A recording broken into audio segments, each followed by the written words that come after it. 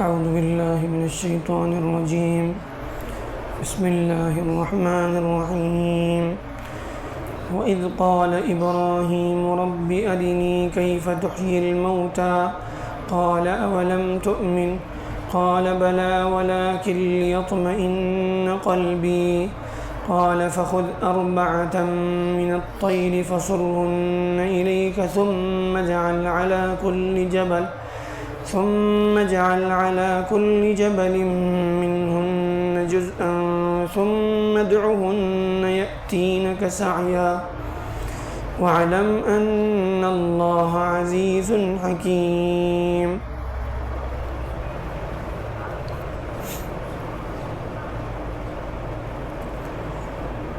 یہاں پر اللہ تعالیٰ ایک اور مثال بیان کر رہے ہیں کہ ایمان والوں کو اللہ ہدایت میں آگے بڑھاتے رہتے ہیں. پچھلی آیت میں جس طرح سے حضرت عزیر علیہ السلام کے حوالے سے بیان کیا گیا کہ انہوں نے اس پر بڑا تعجب کیا کہ جو بستی بالکل اجڑ گئی وہ کیسے آباد ہوگی. اب یہاں اسی سے وہ ملتا جلتا مضمون حضرت ابراہیم علیہ السلام کے متعلق بیان ہو رہا ہے کہ حضرت ابراہیم علیہ السلام نے اللہ سے یعنی اس بات کا مطالبہ کیا کہ اللہ دکھائیں ان کو کہ اللہ مرنے کے بعد انسان کو کس طرح سے زندہ کرے گا.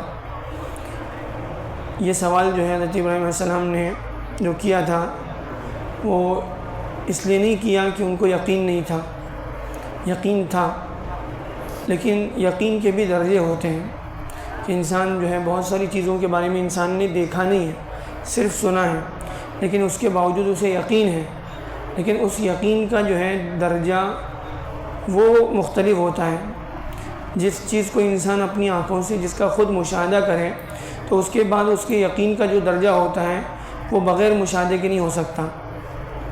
تو یہاں پر حضرت ابراہیم علیہ السلام کا جو ہے مطالبہ بھی اسی نوعیت کا تھا.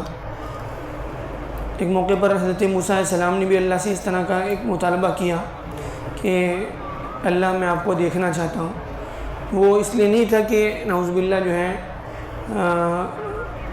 کوئی مطلب ان کو شک تھا یا کوئی اور بات تھی، نہیں، بالکل نہیں، بلکہ اللہ کے ساتھ محبت، اللہ کے ساتھ تعلق اس درجے کا تھا کہ اللہ کو دیکھنے کا شوق تھا.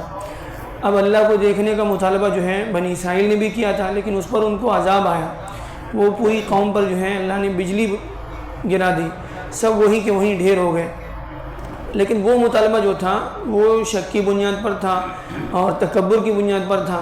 یہ ایک ہی بات جو ہے کبھی کبھی اس میں نیتوں کے اختلاف سے جو ہے پورا معاملہ جو ہے وہ بدل جاتا ہے. تو اب یہاں پر حضرت ابراہیم علیہ السلام کے متعلق اللہ تعالیٰ فرماتے ہیں وَإِذْ قَالَ إِبْرَاهِيمُ رَبِّ أَرِنِي كَيْفَ تُحْيِي الْمَوْتَى. اس وقت کو یاد کرو جب حضرت ابراہیم علیہ السلام نے کہا اے میرے رب مجھے دکھا دیجئے کہ آپ مردوں کو کیسے زندہ کریں گے. یعنی انسان مر گیا، ختم ہو گیا، سارا وجود جو ہے مٹ گیا.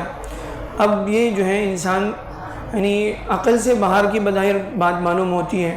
تو اللہ تو کیسے مردوں کو زندہ کرے گا یہ مجھے دکھا دے. یقین پورا تھا کہ اللہ مردوں کو زندہ کرے گا، لیکن کیسے کرے گا، یہ کیسے ہوگا، اس کا جو ہے کچھ مجھے تھوڑا سا نمونہ دکھا دے. قال اولم تؤمن. اب اللہ نے کہا کیا تمہیں ایمان نہیں ہے، کیا تمہیں اس بات کا یقین نہیں ہے. قال بلا، کیوں نہیں، یقین تو پورا ہے، ذرا برابر شک نہیں ہے. لیکن ولکن لیطمئن قلبی، لیکن میں چاہتا ہوں کہ میرا دل جو ہے یعنی کیا کہتے ہیں مجھے اطمینان کی کیفیت حاصل ہو جائے، یقین کا جو اعلیٰ درجہ ہوتا ہے وہ مجھے حاصل ہو جائے.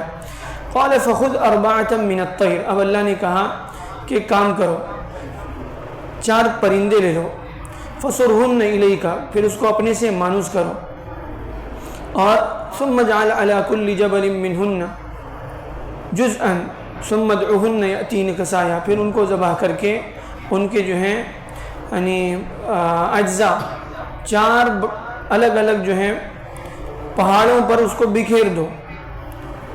ثم ادعوهن یأتینک سعیا، پھر تم اس کو آواز دینا، وہ پرندے جو ہیں تمہارے پاس اڑ کر دوڑ کر آئیں گے۔